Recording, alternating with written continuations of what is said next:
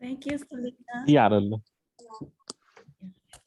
Well, it is really a great pleasure for me to introduce to you all Dr. Nadine Mallak, who is a double board certified assistant professor of diagnostic radiology and nuclear medicine at the Oregon Health Science University. In the Division of Abdominal Imaging and Nuclear Medicine and Molecular Imaging.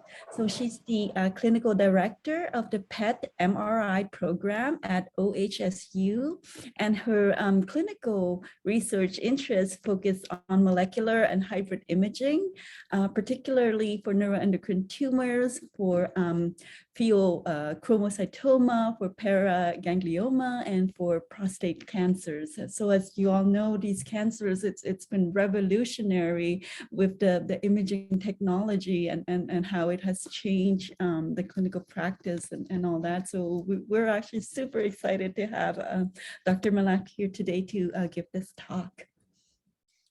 Thank you. Thank you very much for this introduction, and thank you very much for having me here. So I'm gonna go ahead and share my screen.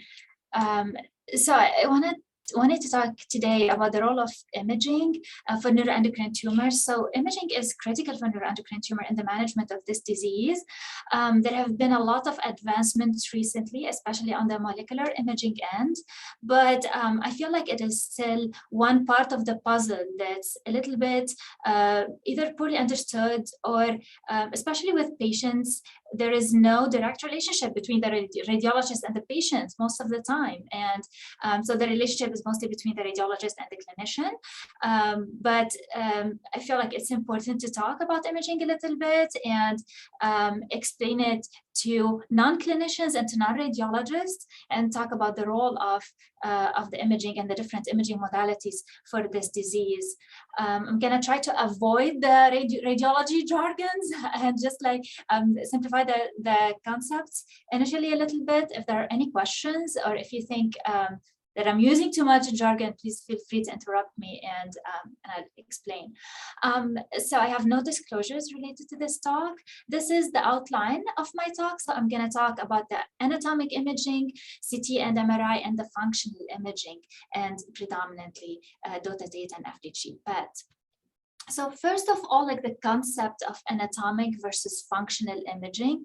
So with anatomic imaging, and this is mainly CT and MRI, they allow us to see the anatomy. So the patient will lie in the machine and there are photons that are directed to the patient and they go the other end and they're detected by detectors.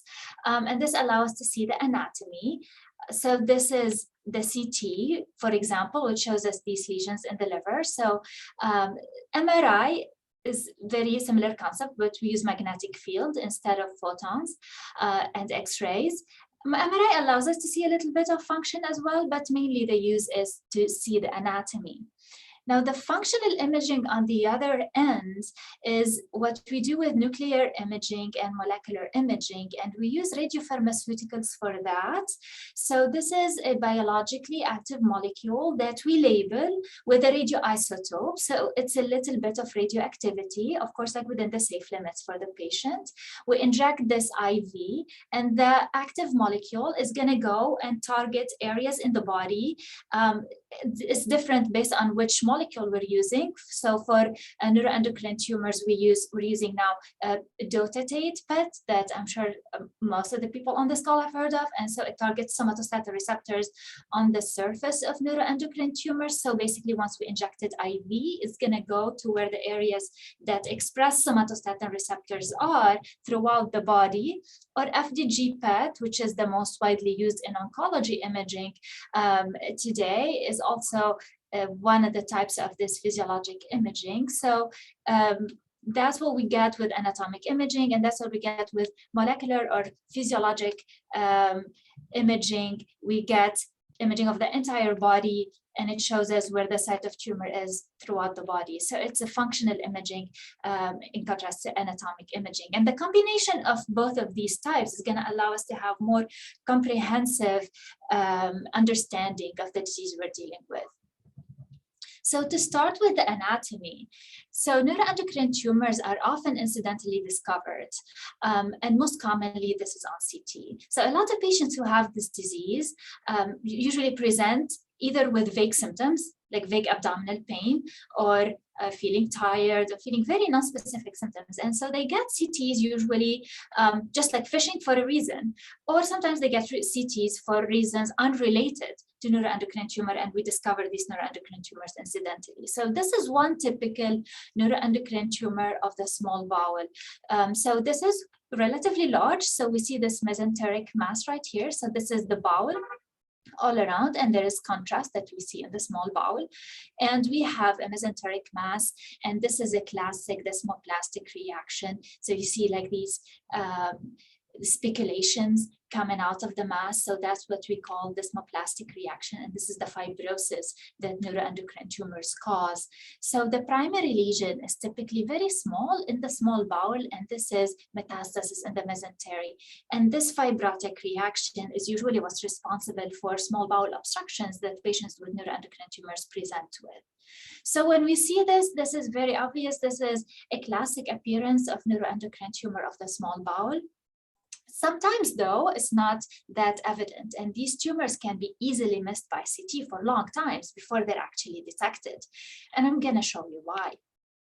So this is another patient.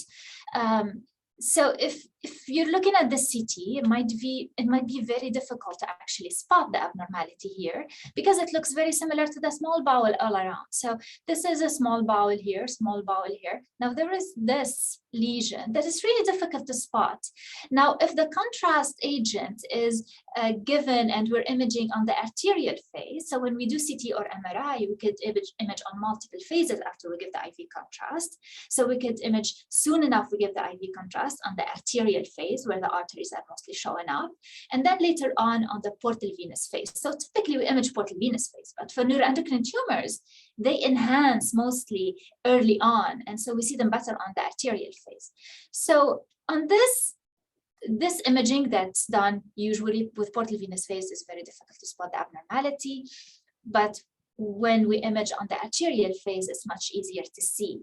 So we see on the arterial phase that there is this primary neuroendocrine tumor of the small bowel, and this lesion here is actually a metastasis in the mesentery, and we see it surrounding the vessels.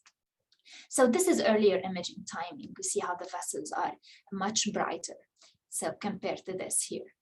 So the contrast timing for neuroendocrine tumors is very important for this particular reason. And so this patient, despite the very small size of the primary neuroendocrine tumor that we see here, this is already metastatic to the liver, and we see these many liver metastases that are enhancing on the arterial phase. So now, as you can appreciate, like not all CTs are equal, right? So if we know that we have a neuroendocrine tumor that we're dealing with, it's really important to get this multi-phase imaging of the abdomen, because of this early enhancement of the neuroendocrine tumors, of most of them. So, and this is especially important on the abdomen, on the liver and pancreas, because most of these pancreatic mostly primary tumors and the liver metastases are going to enhance on the arterial phase. So this is an example we have here on the left side of the screen, arterial phase imaging of the abdomen. And on the right side, at the same level, imaging just a few seconds after on the portal venous phase. So we see the metastatic liver lesions. I hope you can appreciate the enhancing metastatic lesions in the liver, and you don't see them on the portal venous phase. So you see how if we don't do both phases, we're going to miss the metastases. So it's really important to pay attention to this. And sometimes these diseases, as you all know, is they're very heterogeneous. So sometimes in the same patient, we have heterogeneous disease. And so some of these lesions are hypo-enhancing, and then we'll see them better on the more delayed phase. So it's really important to do the multi-phase imaging whenever we're suspecting a neuroendocrine tumor. And this is most important on the abdomen. This is another example. So this is completely incidental. The patient was presenting for staging of penile cancer, and then we look at the pancreas, and there is this fullness here in the uncinate process of the pancreas. And so because we see this, we suspected there might be a neuroendocrine tumor here. So we recommended an arterial phase imaging, and on the arterial phase, we see clearly this lesion at the same level. We see it enhancing on the arterial phase, and we see 2 additional lesions in the pancreas.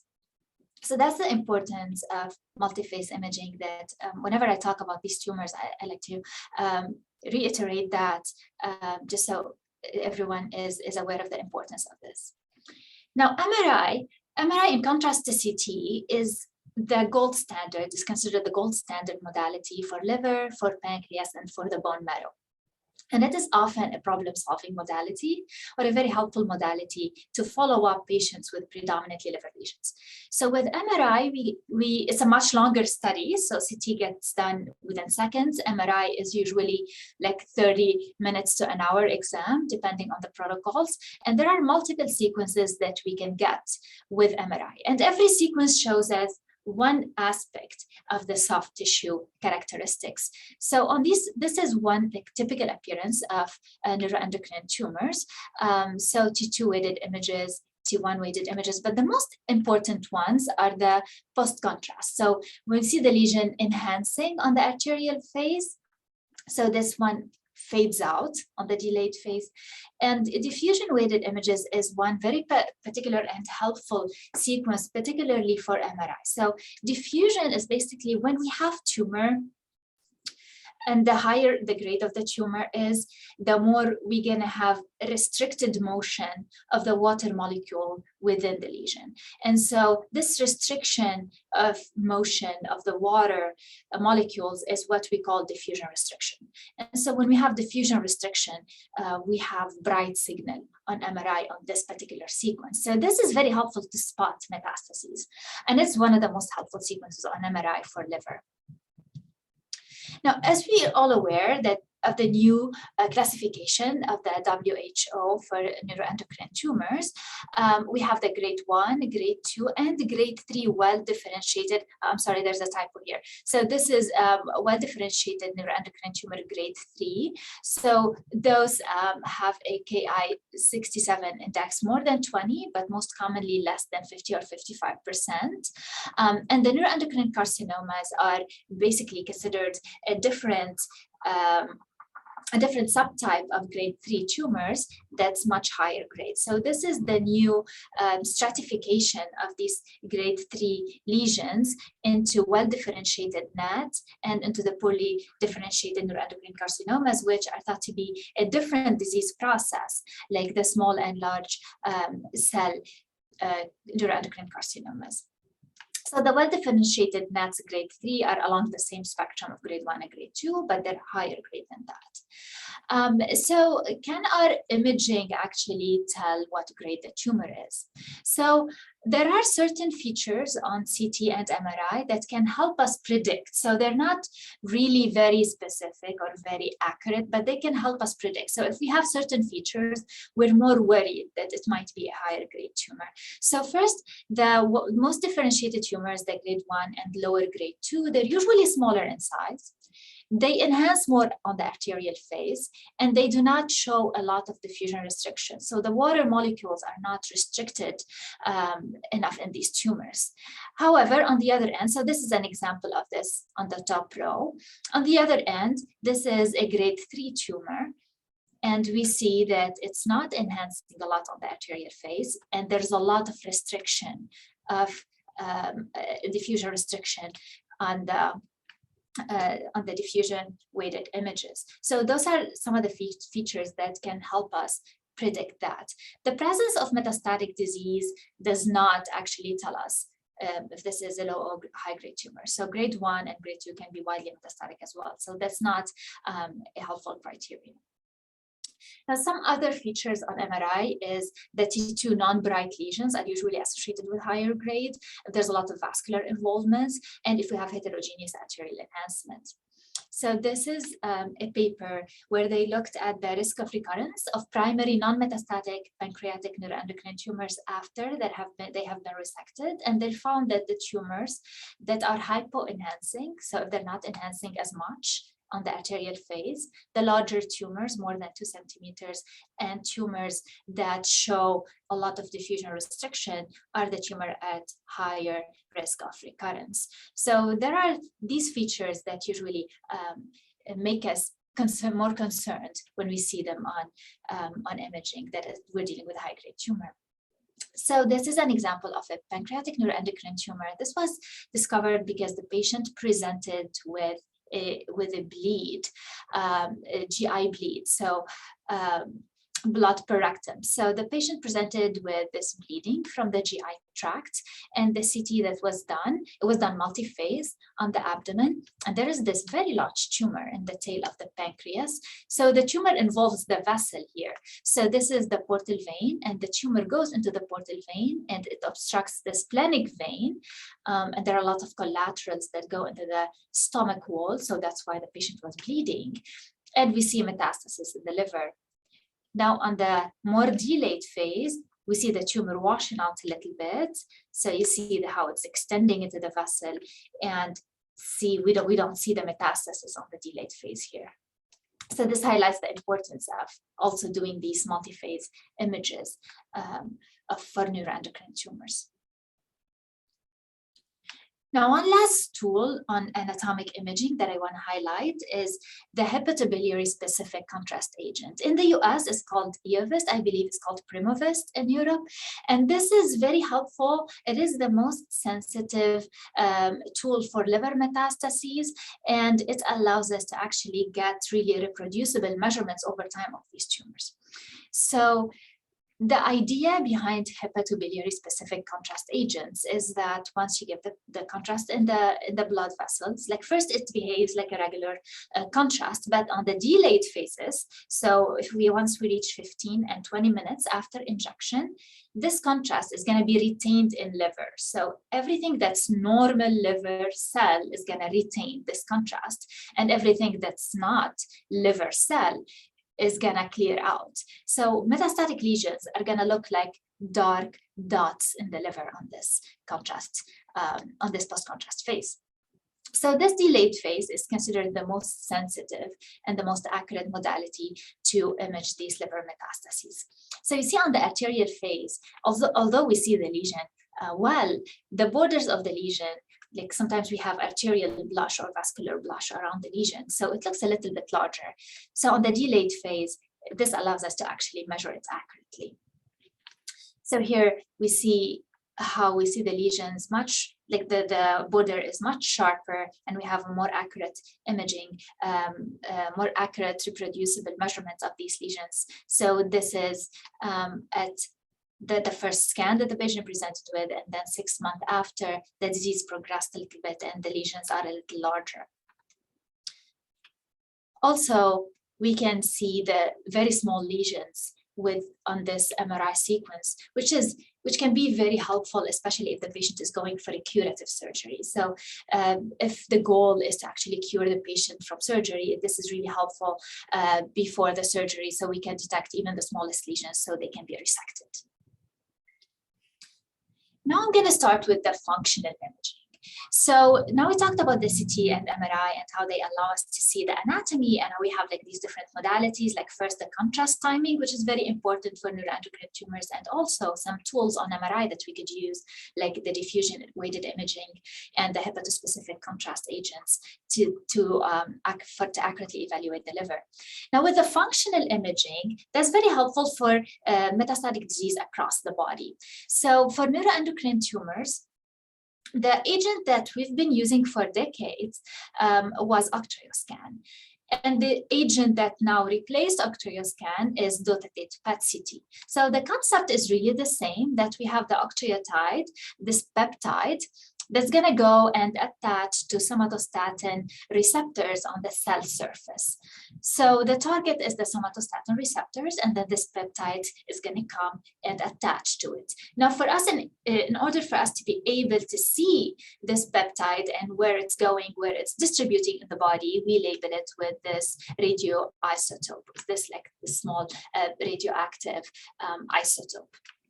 So with Octreoscan, we used to label octreotide with indium-111, and we used to image it with a gamma camera. Now the dotatate, gallium-68 is the most commonly used, and we label octreotide with this, and then we image it with PET. Now there are multiple reasons why dotatate PET is way superior to Octreoscan. The most important ones are, first, that we're using DOTA as a chelator, so this enhances the affinity of the peptide to the somatostatin receptor, so it attaches to it much more likely. And we're using PET technology instead of SPECT, so the PET technology has much higher sensitivity also and resolution compared to SPECT. So on all levels, dotatate PET is way superior to Octreoscan, so now it's replacing that completely.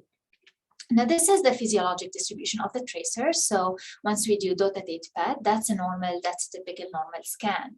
So we see a little bit of uptake in the liver, the spleen and the kidneys, the adrenal glands are gonna light up the most. And then later on, it's excreted in urine. So we see it in the bladder as well. So we have 3 agents that we use for somatostatin receptor PET imaging. The most common one is gallium dotatate. So this was FDA approved in 2016 in the US, and it was the only commercially available one till 2020. Now the other 2 agents, the gallium dotatate, which was FDA approved in 2019, but it's not commercially available. The University of Iowa actually is what, they're the group that got dotatate FDA approved, and gallium dotatate is available in Europe and is not in the US, has been available only in some clinical trials, but it's not FDA approved and is not commercially available. Now, another agent that came to light in 2020 is the copper dotatate. So it's very similar to the gallium dotatate, but we're attaching copper instead of gallium. Now, this has some advantage that I'm going to talk about in a little bit. So this was FDA approved in 2020 and is commercially available right now. So all of these agents are considered clinically equivalent.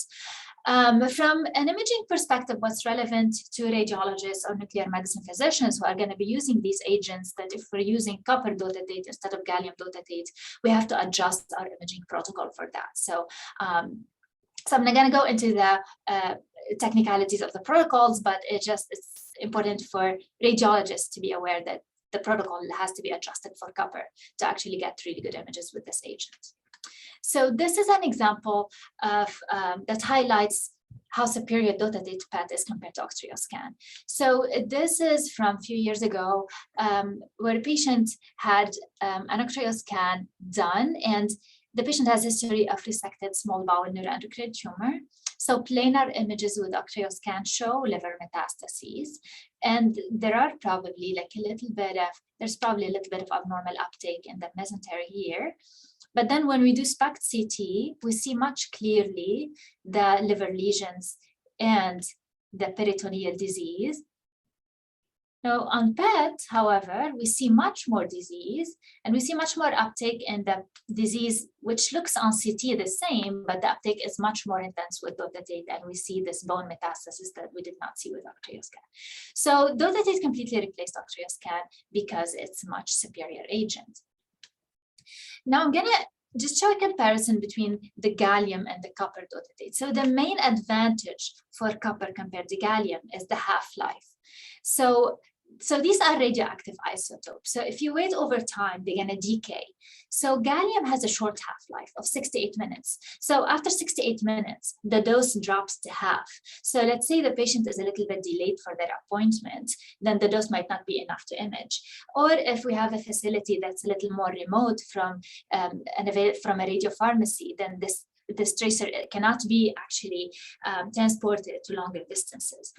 On the other hand, the copper has a much longer half-life, so 12.7 hours. So the copper dotatate is allowing central radiopharmacies to distribute this agent to much more remote areas. So it's making the agent more available to a much wider geographic area. And also it allows us to do more delayed imaging. Although we usually wait for both agents only 60 minutes, with copper dotatate, it just gives more flexibility if there are any surprises, like if the patient is delayed to get to the scan, or if the delivery of the agent is delayed. Now, in addition to this, there are a few comparisons that are head-to-head between the gallium and the copper dotatate, but because of some physics characteristics of copper, it allows a little bit better spatial resolution. So some lesions actually show up a little bit better on copper, and those are especially the small lesions. So it might be a little bit more superior in terms of lesion detection, but overall, like all these dotatate PETs are considered to be overall equivalent. Now, in order to the preparation for the scan, so we usually recommend stopping the short-acting somatostatin analogs for 24 to 48 hours, or to scan patients at the end of the long-acting cycle, although this recommendation is much more important prior to PRRT rather than prior to imaging, so it doesn't affect imaging that much, but it is still the gold standard to do. Now, for us, when we interpret the images, it's really important for us to know the history, so to know where the primary location is and why the study right now is being done, to know the grade of the tumor, because high-grade tumors can show different characteristics, if there are known metastases, or there's a prior treatment. And so this is going to allow us to give a much more accurate diagnosis when we interpret these images. And during the assessment, if we have a PET-CT, it's important for us, if a CT or MRI, prior CT or MRI have been done, to actually have them available to compare and to correlate. So there is this very nice paper that was published by the Society of Nuclear Medicine and Molecular Imaging. This is on the appropriate use criteria of these dotatate PET agents. So there is an update. So this first came out in 2018, and then there was an update in November 2020. And in November 2020, they added copper dotatate to the list of the agents that can be used to image neuroendocrine tumors. And also they added a new indication to the list of indications, and it is restaging patients after completion of PRRT. And also they recommend that the number of somatostatin receptor PET-CT should not be limited, because patients with neuroendocrine tumors have a long life expectancy, and they do benefit from frequent imaging. Sometimes even if CT and MRI are negative, it is helpful if there is any concern to get a PET every 2 to 3 years, just to make sure that there is no disease that's developing on PET that we're not seeing on CT or MRI. So I'm going to show some examples of these indications and some cases where this imaging can be very helpful, and why the functional imaging actually adds a lot of information compared to anatomic imaging. So this is a patient presenting with renal mass in the right kidney. So on imaging only, this patient has horseshoe kidneys, if you can notice that. And so based on imaging only, this was suspected to be renal cell carcinoma. Now the patient went to surgery, and this was taken out, and it was found to be a neuroendocrine tumor. So at this point, the patient got a dotatate PET to make sure that there's no metastatic disease. So this is the left kidney, the right kidney was taken out. And we see this dot here that's abnormal. And so this corresponds to a 4 millimeter node on PET. So based on the CT, this is a normal node. On CT, you cannot call this node abnormal, because it's for size, by size measurement, is not enlarged. But the PET uptake in it tells us that actually this is involved with neuroendocrine tumor. And this was taken out, and it was pathology proven to be neuroendocrine tumor. And now the patient is disease-free. So the patient is being followed, and they've been disease-free since then. So that's the importance of staging, especially if it's an early stage and we're looking for a curative intent for the patient. Now, to select patients for peptide receptor radionuclide therapy, PRRT, or Lutathera. So Lutathera, it has been approved in January 2018, and it is very helpful to treat patients who are progressing with other treatments and who have unresectable disease. So in the trial that led to the FDA approval of Lutathera, they actually based the eligibility criteria on octreal scan. So basically, in order to treat with PRRT, because PRRT targets the somatostatin receptors on the cell surface, we need to make sure that the lesions actually are expressing somatostatin receptors. So we need to image with dotatate and make sure that actually these lesions are showing uptake. So if they show uptake on dotatate, then they will take up Lutathera and they will be treated. So we use this score. The score was established initially for octreoscan, but now we translate the score to the MIP image on the DOTA datapad. So this patient here, who has a history of distal pancreatectomy and splenectomy and liver debulking and presenting with progressive disease. So we see on October 2018, there are many more liver lesions compared to January 2018. So to establish whether this patient is eligible or not for PRRT, we look at the level of uptake in these lesions, which are much hotter than background liver. And so that's how we establish that the patient is actually eligible for the therapy. For localization of unknown primary in patients with known metastatic disease. So a lot of patients, especially with the primary neuroendocrine tumor, can be very small, even when the disease is widely metastatic. But a lot of patients actually benefit from finding where this primary is and from taking it out, because it's basically taking out the primary and debulking as much as we can. Sometimes sets the clock back. And so that's why it's important to detect the unknown primary, even if the disease is metastatic. So this is an example of a patient presenting with a mesenteric mass that is concerning for carcinoid. On CT, we did not see where the primary was. We were not able to identify that. Now on PET, on DOTA-TATE PET, this is the uptake in the mesenteric mass, but also we see clearly where the primary is, which is in the small bowel at this location.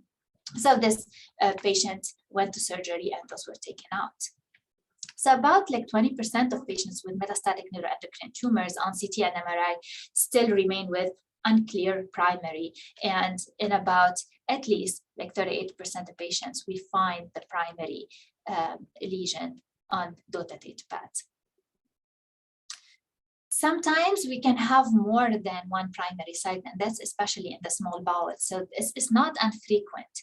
It's about 30% of cases of small bowel, we have multifocal neuroendocrine tumor of the small bowel. And this is an example where we have this mesenteric mass similar to the prior case, but instead of one primary site, we have a couple in the small bowel. And this patient incidentally also had another lesion of their pancreas. And so it is the presence of small bowel and pancreatic neuroendocrine tumors at the same time. It's rare, but it happens. It's described in about 3% of cases. It could be synchronous primaries or like metastases from one another. And like we know that like from pathology after they've been both biopsied and looking at the characteristics on pathology.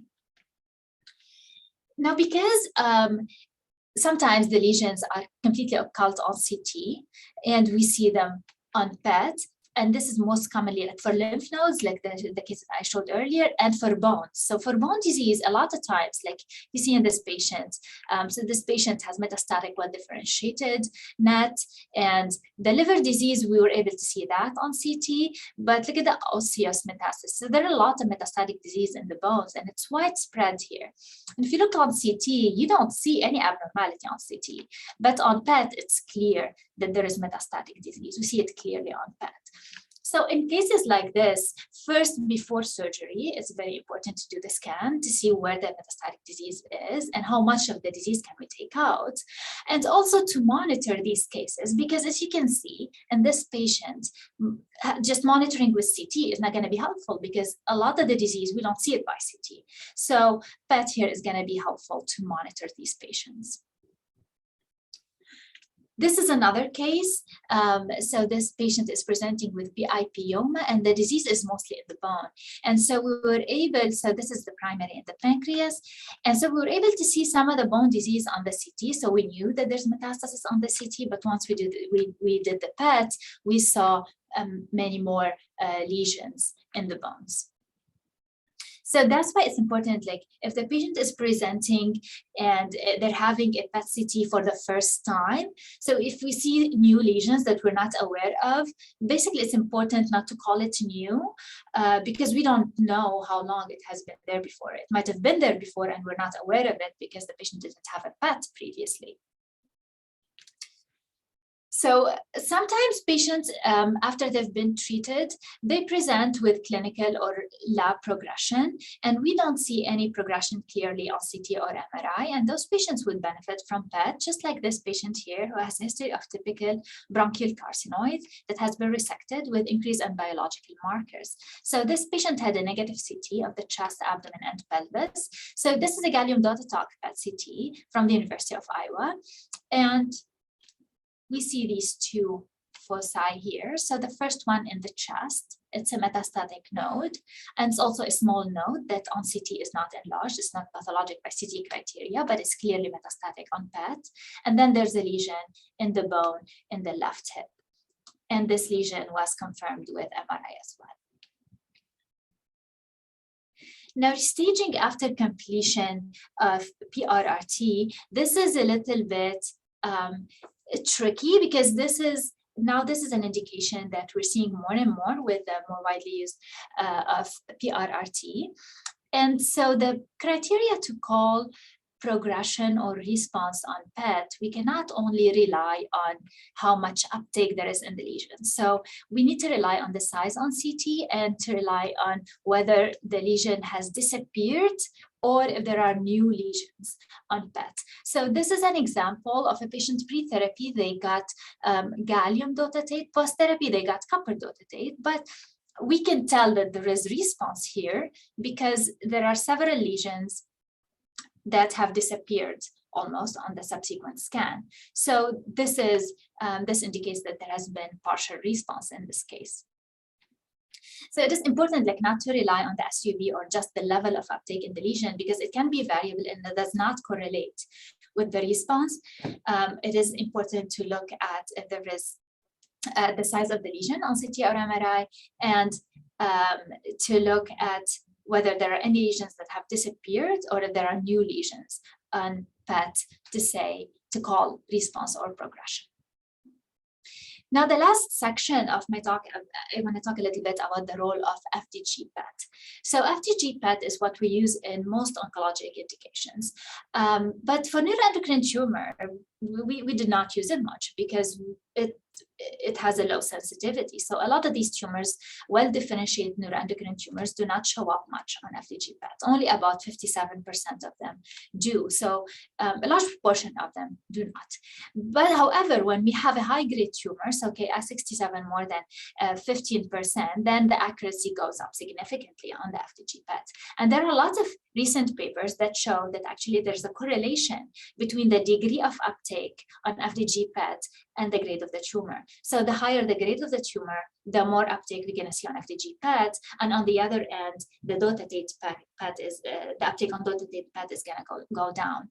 So the main role for FDG is to grade the tumor and for prognostication and for treatment planning and also to guide biopsy. So if we want to biopsy the more dedifferentiated site of disease, FDG PET is going to point us toward that. So this is a classic appearance of a low grade 2 neuroendocrine tumor. So this is Ki-67 of 5%. So this patient had disease in the mesentery and some lymph nodes in the abdomen, diffuse liver disease. And then, so this is on dotatate, and on FDG, it's completely negative. So this is how well-differentiated tumors are gonna look like. We see them with dotatate, we do not see them with FDG. And it's an FDG PET because the brain is lighting up. So I like to think of neuroendocrine tumors and uptake on dotatate and FDG along this spectrum. So the well-differentiated, on one end, we have the well-differentiated grade 1 tumors, and those are gonna light up with dotatate, and they're not gonna light up on FDG. So that's a classic appearance.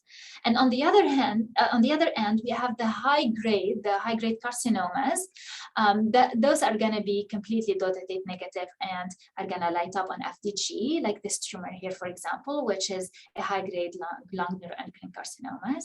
But we have a spectrum of grade 2 and grade 3 tumors that are going to show variable uptake with both agents.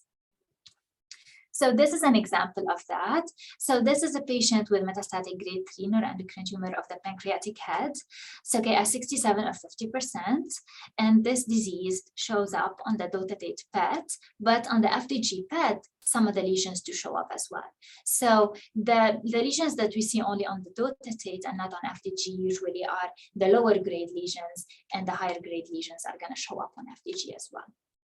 So I'm going to give you an example of how we could use this, we could use FDG in clinic, and when to get it actually, and when we're suspecting high-grade disease. So this is a case of a patient with metastatic well-differentiated grade 3 tumor, Ki-67 of 25%. So the patient in November 2020, this was the PET scan, we see metastatic disease in the bones and we see metastatic disease in the liver. Now the patient progressed later on, and in February 2021, we see the diffuse bone disease at this point, and we see the liver is more infiltrated and it's actually larger by size as well. Now if we look on the CT portion, we see that some of the lesions are not showing dotatate uptake. And I just want to point out this left lobe of the liver. So this portion of the liver here, it enlarges. So it got larger over time. So we're suspecting that there is metastatic disease here, but it's not showing up on dotatate. So here we're concerned about high-grade tumor in these areas. And so when we get the FDG, we see how much FDG uptake we have. And so this is not only like heterogeneous disease throughout the skeleton, but also there is this left lobe of the liver that contains high-grade dedifferentiated tumor. So those are the scenarios where we mostly get the FDG PET, is if we're suspecting something that's higher grade. If there's a lesion on CT or MRI, or there's an area that's enlarging and it's not showing up on dotatate PET.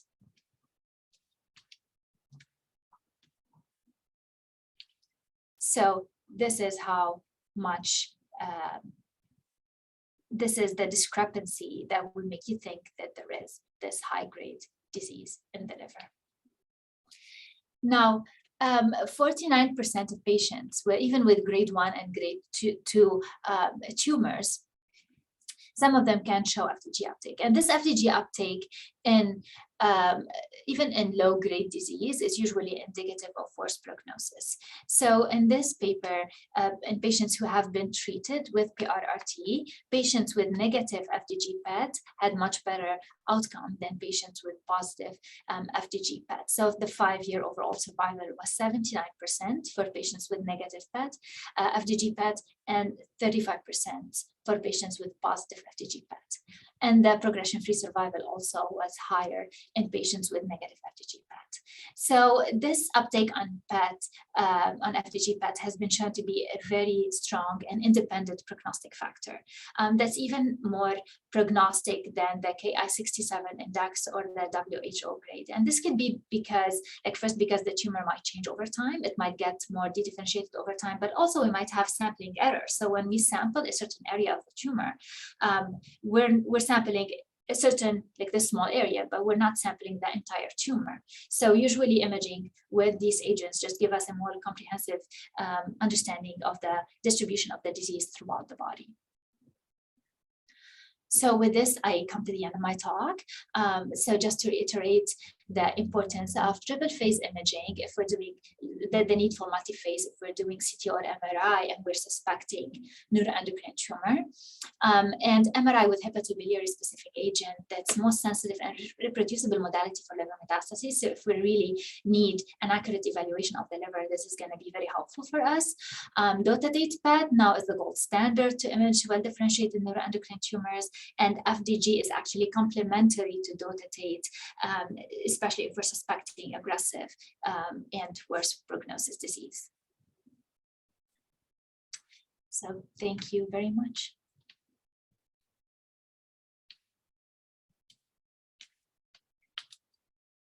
I'm gonna stop sharing. In the chat. That was great. Thank you very much, Nadine. Thank you. Po, Angela just put a couple of questions in the chat if you want to Yes. Okay. So I see like the first question is, what is the selection criteria for PRRT therapy?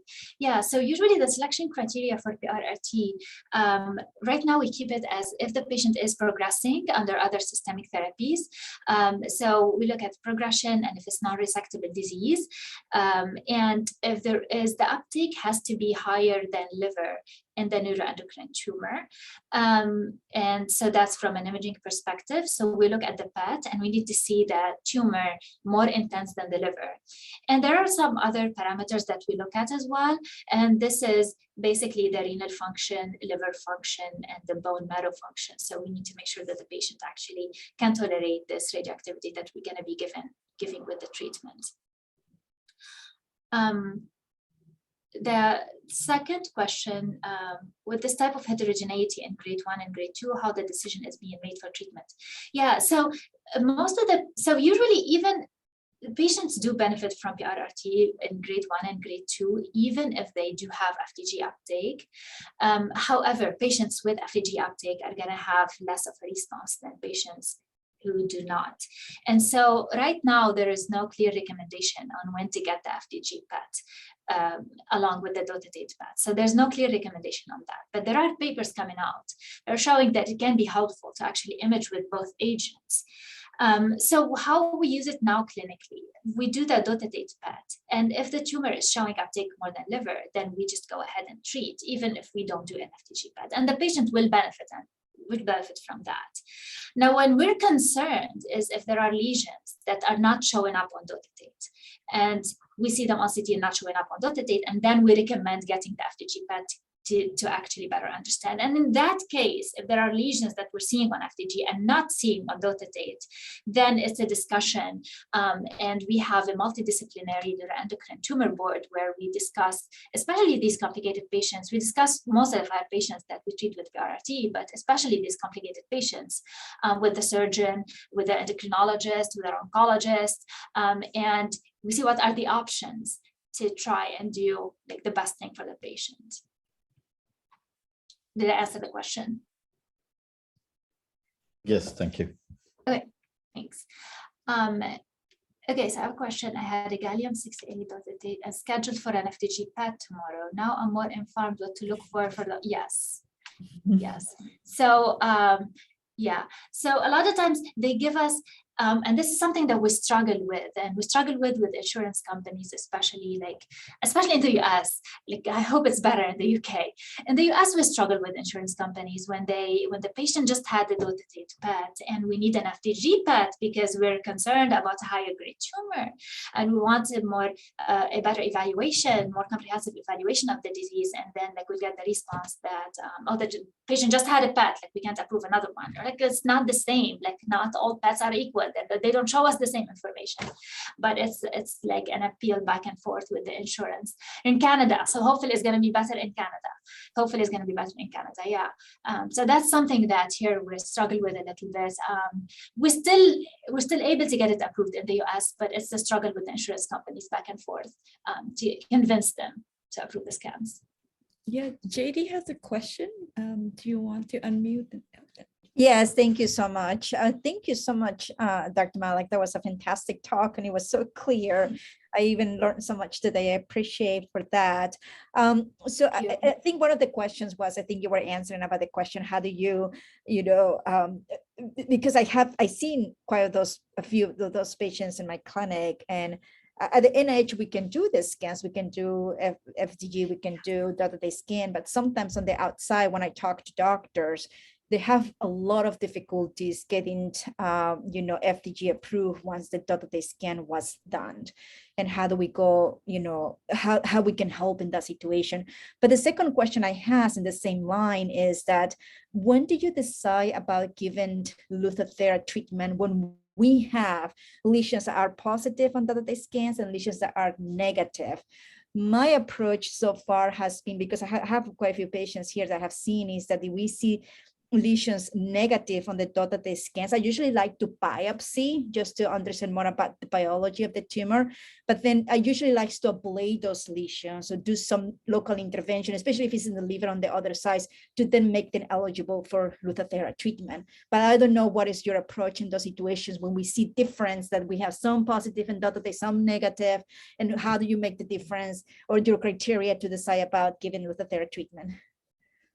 Yeah, actually, that's very smart. That's a great approach. Like if you could actually target the lesions that are not showing up, that are not going to be treated with dotatate, if you could target them with other therapies and just give dotatate to give the Lutathera for the rest of the lesions, that's very smart. So in our experience, I really like that. I'm going to bring it up. Like once we see a case like that, we're going to bring it up next. So usually it's a case-by-case discussion. Like we present these patients at tumor board and we discuss them as a group and we see what other treatments they had before. So some patients might be eligible for chemotherapies if they haven't had them yet. So we take it case by case and where the lesion is and what are the options for the patient. Some patients they've had like for example, the last patients I showed where the left lobe of the liver enlarged and it's like full of dedifferentiated disease on dotatate, on FDG PET. So this patient unfortunately has been progressing very quickly and they've had all the other chemo and like they went on hospice. Unfortunately, like there was nothing more that could be offered. But yeah, usually it's like comprehensive discussion with like the other specialists. Nadine?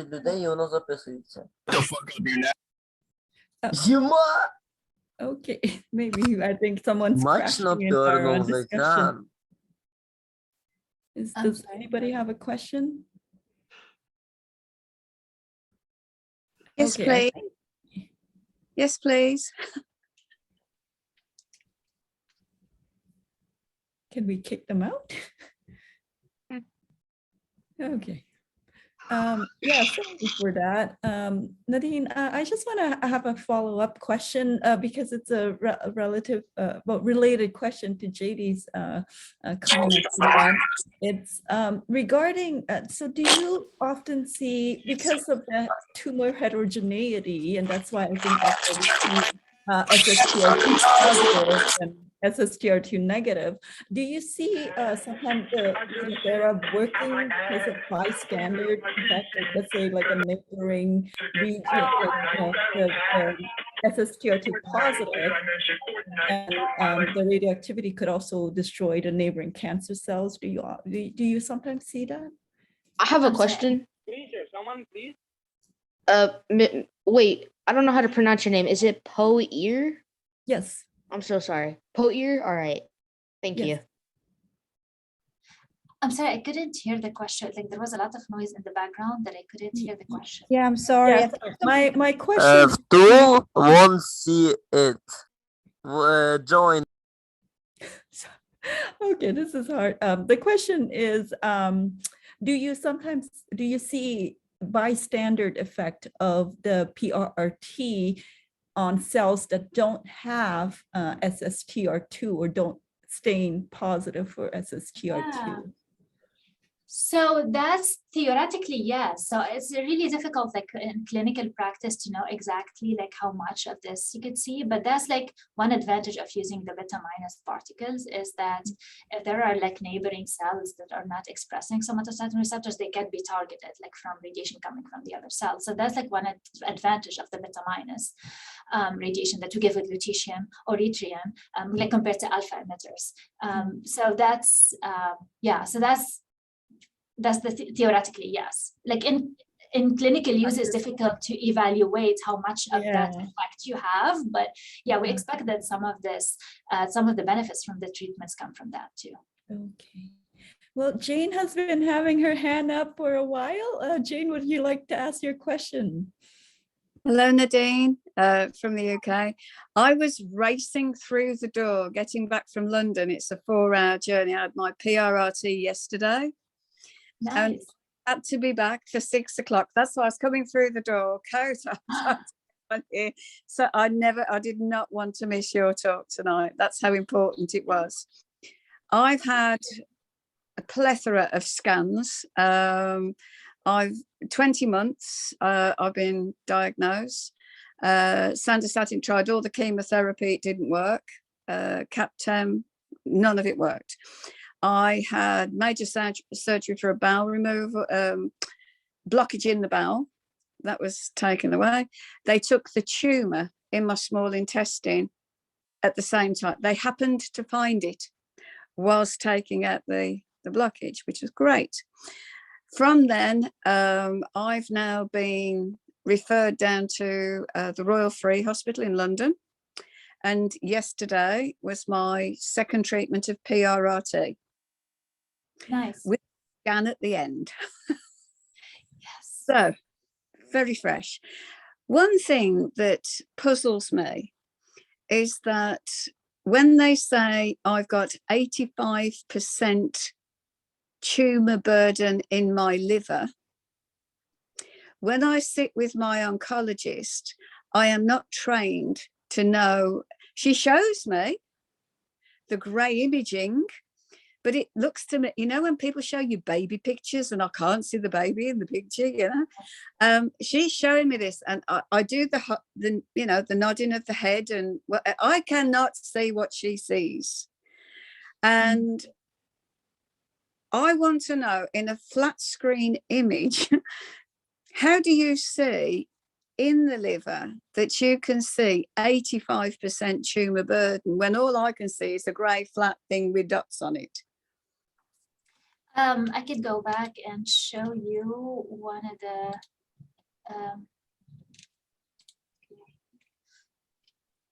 so what we quantify. Okay, I'm gonna share my screen again if that's okay. Because it's gonna be easier to show on the screen. Okay, so this is the liver here. Yeah. So this is the contour of the liver. And here, like, this is the arterial phase imaging, and we see these enhancing lesions, right? So it's all gray, but like shades of gray. So there is like, you could appreciate that, right? So there are different ways of quantifying. So either we scroll through the liver and like people give estimates, but those are visual estimates. And they're like, they've been shown that there's a lot of variability between different readers if we just like quantify by just looking at it. So there are softwares that we could also run this on a software, and the software would tell us how much of the liver is actually involved by tumor. But that's how we tell how much tumor we have in the liver, is by looking at like the size of the lesions, how much of the liver they take up. Okay. Well, that makes more sense, because to me that's just a black and white. Yes, it is, but you could do that on CT, you could do that on MRI as well. So on MRI, for example, in this case, there are only these 2 lesions that we see, so it's a very small tumor burden, but you could quantify on either, on CT or MRI. Visually, there's a lot of variation, but we could do it visually, like you could eyeball it and say like appropriately. So this is like, we could say visually that there is very little tumor involvement. But softwares like would give you a much more accurate estimate. Well, I thank you for your skills and your knowledge and expertise and sharing with us tonight, because when you're lying in a hospital looking at a ceiling for 6 to 7 hours, you have a lot of time to think. Yes. And you're being pumped through with, you know, bit of nuclear radiation, and you know, you're wondering what this is doing. And apparently you have 3, maybe 4 of this, and then they said they've done the baseline, and obviously they'll compare at the end. Will that be an MRI, or will that be a gallium scan again at the end? Which one do they do at the end? Both. So yes, so the CT and the MRI would help us tell the size of the lesion, how much like is the lesion is actually shrinking. So if we stabilize the lesion, we consider this a success as well. We consider like controlling the disease if we're able to keep it stable. But in about like 18 to 20% of patients, it actually shrinks. So this is like, we really like to see it shrink. And so we do CT and MRI, which allow us to measure the size of the lesion. And the DOTA-TATE PET is gonna allow us to see overall, like the disease elsewhere. Are there lesions that disappeared, especially in areas that we see better on PET? This is basically the bones are the lesions that we see much better on PET than we see on CT. So this will allow us to see if there are any lesions that disappeared. And then we will get like the new baseline after this. So we could follow up from that and just see how it's gonna behave over time. Thank you so much. I'm so glad I made it through the door. Thank you. I hope you're doing well after PRRT. I'm doing very well. Thank you. It was such a, wonderful thing to be accepted on their program and travel down there, and the consultant and everyone, I cannot fault. Everyone is just wonderful. And you hope and pray for success. And it's all in the scans. Without scans, we have no idea what they are, the window to the body. So thank you. Thank you. Thank you so much. I hope it all goes well. Thank you. Thank you. Okay. Well, that was absolutely amazing. That was so interesting. That was, yeah, absolutely brilliant talk and fantastic questions that have been asked. So, and really good luck, Jane, with your treatment. Wish you well. Where are you going for your PRT? The Royal Free Hospital in London. Right. I got referred there. I live in the Midlands. I live north of Birmingham. So to be accepted on a London program, we never thought, but I ticked every box in the assessment and they were very willing to take me. So thank you. Excellent. Great news. Okay, well, we've really run over time, but it's been worth it. It's amazing. Thank you so much, everyone, for coming. I'm sorry about our little blip in the middle there. I think we managed to get rid of them quite quickly. Yeah, you did, Selena. You did oh my God, my heart was pounding out of my chest. Hence why Simon always said, never have the same link for the meetings. Always change the link every time. So yeah. So hopefully. They didn't spoil a thing. No, I did. I caught sight of one half of a naked lady, but I think I got rid of her quite quickly. Oh, really? Hey ho, it adds to the excitement. Oh my God. And how did they came, Selena? Because I know that you put me co-salt, but I just saw people coming, and I was like, what is this? Oh God, I know. I was just like, oh my God. And the thing is, you have to remove them individually. So wow. So that's why it took a little bit of time, but they did a good job. You did a good job. You did, Selena. You were quick, really quick. Oh. Thank you. A quick question before we leave. Yes. How do I get a copy of the recording? It will go up onto our YouTube. So if you go onto our YouTube channel, Neck Cancer Foundation YouTube, and subscribe, then whenever we put a new video up, you'll get a notification. Oh, great. Thank you very much. Yeah, so I will send, what I'll do is, Jasmine is our social media person, so I'll send it to her. She'll do a little bit of cutting and making it look nice. And then it will go onto the YouTube. And also onto our website as well. Is that a closed group or is that open for the public? No, it's public on the YouTube. And also on the website as well, just neckcancerfoundation.com. Thank you very much. Okay. Yeah, and all our other ones, like last month's one is on there as well. But sometimes I don't have the memory to restore all this, so at least I can go back and revisit. Yeah, but if you look on the YouTube, then you can go back and watch them as many times as you like. and then you Okay. can pause at any interesting bits. Great. So, okay, right. Well, thank you very much, everyone. Next meeting is on Thursday, the 24th of March. Kate, who is the speaker? Kate, sorry. So they're called Leandro, and they are going to talk about some of the work they're doing at Imperial College in London. Oh, And wow. basically they're a scientist, so it's going to be all about how they're looking for new biomarkers for different neuroendocrine tumours. Excellent. Okay, so Alrighty. look forward to seeing you all next month. Thank you. And thank you so much, everyone. Thank you. Be in touch. Bye. Thank you. Thank you. Bye. Bye.